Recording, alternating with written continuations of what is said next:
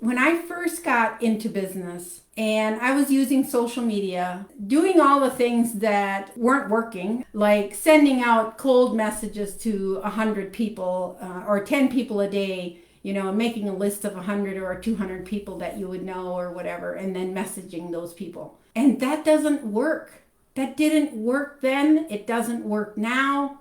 I never, ever will buy from a person or join a person that sends me a cold message. If I don't know them, like them, or trust them, they don't have any influence over me. And so why would I expect anyone else to do that for me? It is about connections. And for me, paid advertising is just to bring me new connections. I mean, I don't expect somebody to respond to my ad and purchase from me immediately. That is not how it works. They respond to an ad that I have out there, they're going to get to know me first. And that's what social media is all about.